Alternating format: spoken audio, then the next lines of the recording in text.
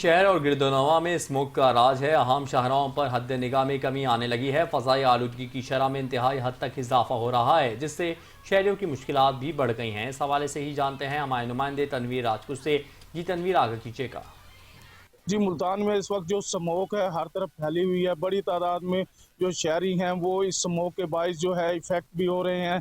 उनमें खांसी, नज़ला और छाती की जो बीमारियां हैं वो बढ़ रही हैं। स्कूल जाने वाले बच्चों को भी जो है वो मसाइल का सामना है।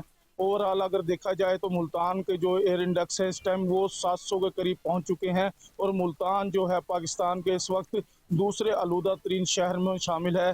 ओवरऑल इंतज़ामिया के हवाले से बात की जाए तो इंतज़ामिया की जो कार्रवाइयाँ हैं वो सिर्फ खानापुरी की हद तक मौजूद हैं। उनका यही कहना है कि उन्होंने जितने भी भट्टे हैं जिनसे धुआं निकलता है उनको बंद कर दिया। ओवरऑल जो धुआं निकलने वाली गाड़ियां हैं उनको भी जो उनके खिलाफ भी ऑपरेशन किया जा रहा है, मगर ताहाल जो धुआं छोड़ने वाली गाड़ियां हैं वो शहर में रोड पर फिर रही हैं और कोई भी उस तरह से इकदाम इंतजामिया की जानिब से नज़र नहीं आ रहे।